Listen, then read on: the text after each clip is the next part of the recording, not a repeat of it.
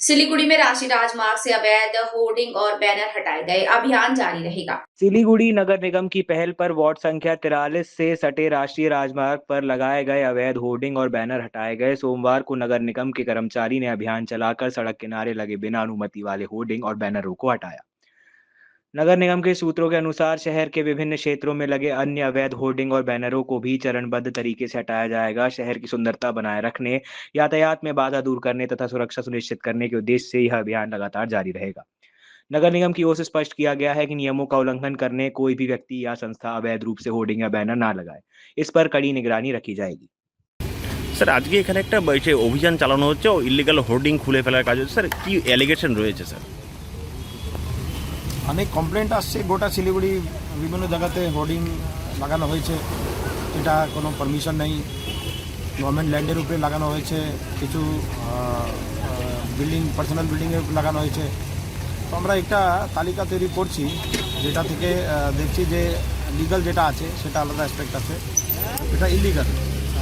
এখন ফার্স্ট ইনস্ট্যান্সে আমরা দেখছি যেটা একদম রোড সাইডে আছে, পাবলিক রোড, পিডব্লিউডি বা এই ধরনের যে রোডে আছে সেটাকে আমরা রিমুভ করব। এটা ইলিগাল, এটাতে গভর্নমেন্টের রেভিনিউ লস হচ্ছে, কোটি কোটি টাকা রেভিনিউ লস হয়ে যাচ্ছে।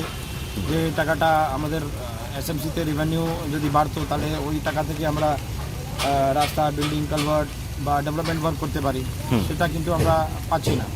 তার সাথে এটা একটা খারাপ একটা ব্যাড একটা বার্তা যাচ্ছে যে ইলিগালকে কেন দেখা হচ্ছে না। তো অনেক লোক আমাকে কমপ্লেন করেছেন, অফিসিয়ালি আমাদের ইনস্ট্রাকশন দেওয়া আছে যে ইলিগাল হোর্ডিং বা কমার্শিয়াল বিল্ডিং যদি ইলিগাল থাকে সেটাকে চিহ্নিত করা, তার আগেনস্টে লিগাল অ্যাকশন নেওয়া, যেখানে নোটিশ দিয়ে করার কথা সেখানে আমরা নোটিশ দিচ্ছি। অ্যাজ পার রুল যেটা হওয়ার কথা সেটাকে আমরা মানে করছি আর। তো এই ইলিগাল হোর্ডিংয়ের জন্যই আজকে না অনেক আগে থেকে অভিযান চলছে, তো সেটা কন্টিনিউ থাকছে, এখন কন্টিনিউ হবে। টাইম টু টাইম আমরা এটাকে রিভিউ করব। আর আমাদের যেহেতু স্টাফ মিনিমাম আছে, তো সেটা দিয়েই কাজ করতে হবে। এই মিনিমাম স্টাফ অ্যান্ড মেশিনারি নিয়ে আমরা যা কাজ করব, আমাদের স্টেট গভর্নমেন্ট থেকে যা ইনস্ট্রাকশন আছে, আমাদের মাননীয় সিএম স্যার আছেন, আমাদের আরবান ডেভেলপমেন্ট মিনিস্ট্রির আমাদের মন্ত্রী মহাশয় আছেন, ওনারা টাইম টু টাইম মিটিং করে ইনস্ট্রাকশন দিয়েছেন যে ইলিগাল কোনো জিনিস বরদাস্ত করা যাবে না। কর্পোরেশন এলাকায় সে ইলিগাল হোর্ডিং হোক, কমার্শিয়াল বিল্ডিং হোক, আর অনেক ক্ষেত্রে যেটা হাইকোর্টের অর্ডার হয়ে আসে যে এটাকে ইমপ্লিমেন্ট করতে হবে, সেটা থেকে নিয়ে পাবলিক পরিষেবা আছে, ড্রেন যেতে কন্টিনিউয়াস পরিষ্কার করা যায়। অনেক জায়গায় আমরা দেখছি যেমন পাবলিক ড্রেন সেটার উপরে পার্মানেন্ট স্ল্যাব দিয়ে বন্ধ করে দেওয়া হয়েছে বা দখল করে রেখে দিয়েছে।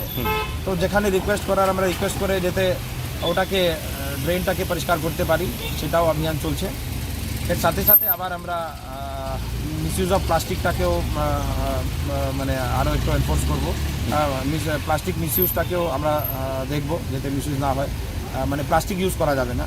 I mean to say plastic যে ইউজ করা হচ্ছে বিভিন্ন পারপাসে, কেন এই প্লাস্টিকগুলো বিভিন্ন জায়গায় গিয়ে ওটা ড্রেনটা চোখ করে দেয়, আর ওখানে ড্রেন পরিষ্কার করা যায় না, এটা বিভিন্ন জায়গায় গিয়ে আটকে যায়। তো কর্পোরেশনে যা কাজ আছে দেখার, সেটা আমরা সবটাই আমাদের মিনিমাম ইনফ্রাস্ট্রাকচার ইউজ করে এটা করার চেষ্টা করছি।